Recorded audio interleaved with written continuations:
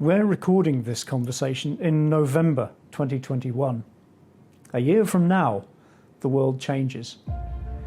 The implementation of ISO 20022 to replace MT as the language of global payments is really going to shake things up. It's a difficult transition involving everybody involved in the payments chain, from payments operations people, product management, right the way through to the people who provide and maintain and operate the systems and technology that we use. A lot has been written about ISO 20022 as a theoretical benefit, but the conversations about ISO 20022 have been rather quieter. Biju from Fiorano Software and I, Andrew Muir from Nth Exception, have enjoyed many conversations about ISO 20022 implementation over the last few months, and we thought it would be a good idea perhaps to publish some of these conversations so that you were able to join in. We hope very much to participate in those chats and to develop them further as we investigate more layers of detail under the complex but wonderful world of ISO 20022 implementation. We really hope you enjoy it. Andrew, so yeah, great to be here. So lots has been said about ISO 20022. We know there are tremendous benefits on offer. We know there's a whole bunch of complexities around implementing ISO 20022, and we're going to get into that in some more detail today. But before we start with all that, I want to kind of set the context a bit, right? So let's talk about why, and why not from a why do I comply, but what are the benefits? And there's no one I can think of better than you to actually expand on that, especially considering your... That's very kind, and that's a crucial question, right? I mean, at the moment, the world is obsessed, quite rightly, by what it has to do in order to get to summer 2022, November 2022, November 2025 in good shape. Yeah. But why?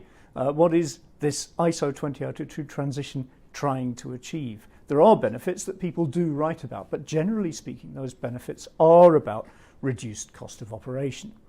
For example, STP. Yes, for sure, ISO 20022 is a more granular language. Therefore, the idea of automation should be much easier to achieve. Also, things like STP breakages that come out of things like, for example, false positive notifications from screening or from AML testing. For sure, we should be able to see an uptick in automation as a result of this more granular, richer language. But it goes much further than that. The innovators who are working in this area are looking for ISO 20022 transformation to deliver benefits in quality of service. Being able, for example, to offer payments over multiple different channels, not just financial messaging that we know about, but also API conversations, host-to-host conversations between computer systems rather than through the intermediate language of messaging, and ultimately potentially through new technologies like distributed ledger technologies and whatever else the techies are going to bring to us as the new big thing over the next few years.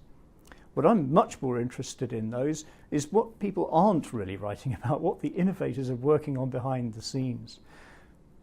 ISO 20022 is a rich language, for sure. So what are we going to do with all that richness? I, for one, would really value being able to see, for example, what other people like me are spending their money on, and to what extent. How much should people like me do in terms of charity and philanthropy? How much a month do I spend on pizza as compared with people like me in my income bracket at my age, given how my children are and so on? That kind of information, that kind of insight, I would pay for. That's kind of unavailable to me right now. And the idea of using this rich data set in order to offer new information products to customers, I think is one we're going to hear about a lot more as time goes by. Interesting and really good points, right? And quite a few of the things you mentioned really touched upon or slightly overlapped into the open banking territory, because it's a very similar space, although I know these are very different areas where you have fintechs or banks trying to offer better services to their customers, and a lot of that is based on data. One of the things that you mentioned on the way up in the lift was you almost compared ISO 222 to the big ERP kind of change that happened a few decades ago in the corporate and enterprise world. Could you elaborate on that a bit more? Yeah, sure. I mean, enterprise resource planning, or ERP systems, were absolutely the biggest thing in the corporate world for many, many years, as those in charge of the complex web of resources in a big corporate sought to get more control of them, to understand what the resources under their control were actually doing at any one time.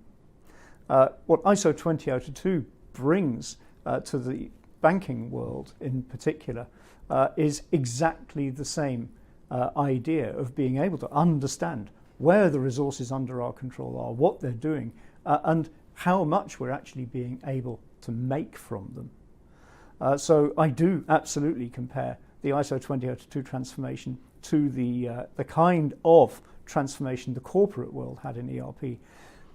The best thing about this transformation, though, from my perspective, is that ISO 20002 delivers similar benefits, or could deliver similar benefits, to the corporates as it will to the banks.